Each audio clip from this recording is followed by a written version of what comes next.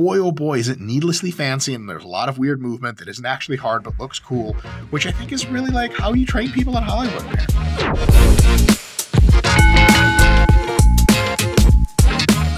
Hey, I'm Dr. Mike Israetel. I am the creator of the RP Hypertrophy app, and I'm a professor of sport and exercise science at Lehman College in the Bronx, and I am going to critique the Batman workout comedically.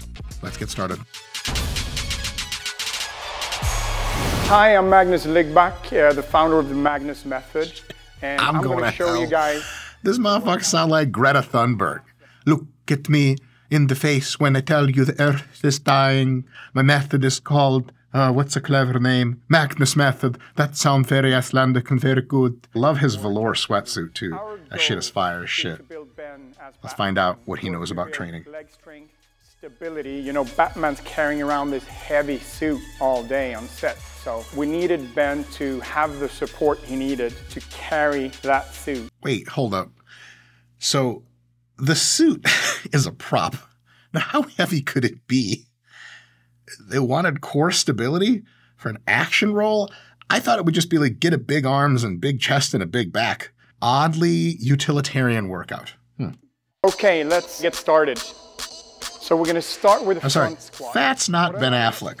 I assume is a stand-in, and also looks profoundly European, in the best way possible. So the dumbbell front squat is probably one of the worst possible movements for leg hypertrophy, and I can explain why, using science. Holding a dumbbell in a front squat position is profoundly uncomfortable, as evidenced by the profound discomfort that person is in right now with a dumbbell on their neck. You know, they have barbells for that sort of thing, and they go behind your neck, and it feels 10 times more comfortable, and you can use more weight. He is correct that the core stability comes before the legs, but that is another way of saying that the limiting factor for this exercise is core stability, preventing your legs from getting as good of a workout as they can. And you have minimum load on the spine. Minimum load on the spine is good. If you want a fucking weak spine, we are in the gym to load the spine so it can become strong. And if you're saying, look, we want maximum load to the legs while having minimum load to the spine, you have the machines for that. It's called a leg press, also a belt squat. It actually completely unloads your spine. This doesn't even completely unload your spine. By the way, probably the muscle that's most fatigued in this juncture is the bicep, because its sole responsibility is to continue to do this motion so the dumbbell doesn't roll out. Our next exercise is a deadlift. What I love about the deadlift is that it will work your posterior chain and give you a boost of both testosterone and IGF-1. So the deadlift is a great exercise for overall mass building, especially in your back and upper back and stuff like that. The thing is, for cosmetic effect for Hollywood actors, because remember, I know it's crazy, but they don't actually have to be strong. People who can deadlift a ton are often kind of ghosts where they don't look super strong, but then they pick up 600 pounds and you're like, how? Because the spinal erector muscles are muscles you don't see even, you know, unless you have a really tight t-shirt on or something like that. So the deadlift does in fact boost your testosterone and IGF-1. The thing is, those are transient hormone increases. They increase really quickly and drop back down. It's a tiny amount. As far as area under the curve for the rest of the day, it's essentially meaningless.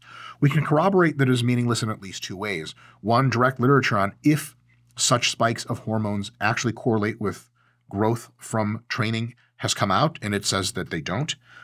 And the other problem with that is the real reason those things spike, especially the IGF-1 and growth hormone that spike around heavy compound movements, is because growth hormone has many roles in your body, and one of them is a fuel liberator. It actually wants to put more fuel into your bloodstream so your working muscles get to use it. Its increase is doing that here. It's not burning fat, and it's not building muscle. For growth hormone to do that, it needs to be elevated for a long period of time like it is during sleep. But don't fall asleep while you're deadlifting. You could wake up in pain. Okay, our next I don't know what a drop sit is. Curiosity overwhelms me. This is an old Kung Fu exercise. Oh, it's a Kung Fu exercise. That makes sense. You know, Batman as a martial artist. It's a lateral lunge. It's important for us to look. Otherwise known as a Kung Fu drop sit. Wait, Kia! You guys didn't think I was going to be that fast. Oh my, I take all of that back. Did you guys see that swim shit he did? Bro. All right, now, as an exercise and sports scientist, I can assure you the weird swim part does absolutely nothing to progress your goals, nor does it teach you Kung Fu or make you better at fighting. But god damn it looks good. I'm doing it tomorrow at my gym because I need to have this. Must have exercise. So our next exercise is a squat to a kick. It's a great move to work the legs and also obliques, hip flexors, and balance. So Hunter's gonna drop down. This is getting wacky. I don't know why we're in the gym anymore. Was it to get in shape for a Hollywood role? Or to learn how to kick a bag? Some combination of both? That's also working your fast twitch muscle fibers if you do it explosive enough. So, gee whiz, it's not actually working your fast twitch muscle fibers if you're doing it explosively. It is utilizing them, but because they do not meet great resistance, especially on the eccentric, it's not stimulating much hypertrophy in them. Watch this. I'm going to work my fast twitch muscle fibers. Ready? See how fast I did that? That actually is fast twitch muscle fibers. There was nothing resisting me really, so I'm not going to get jacked forms, just catching flies. Boy, I have caught a lot of flies in my day. Hey, Mr. Miyagi, look. So our last exercise today is a lateral hollow rock. That sounds like some shit in Maine that's haunted. Don't go to lateral hollow rock. Why not? There's ghosts there, ghosts there, ghosts there. This works your entire core. You're not really bending the spine. If you're not bending the spine, you're not working your entire core. Because you see, the majority of the backside of your core exclusively exists to help resist spine bending. The front of your core exists mostly to bend the spine. So in this exercise, we largely contract the core isometrically, which means muscle contraction has occurred, but not a lot of movement happens. And as actually, isometric contractions are the least likely to cause muscle growth out of concentric, eccentric, and isometric contractions. So this is a profoundly one of the least possible effective exercises for your abs.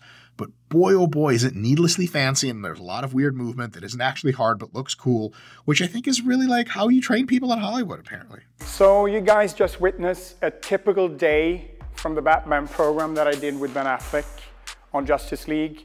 Obviously, there's more days in the program, but this is something you guys could do twice a week, and it's really going to help you with flexibility and leg strength. Not going to help you with flexibility unless you can't do a bodyweight squat, which they really kind of didn't either. That guy cut his depth. But to be fair, they only really did one movement that pushes your leg strength a lot, and that was the front squat thing with a dumbbell, and that could be done with a barbell on your back with hundreds of more pounds and would be way more effective and also less inconvenient.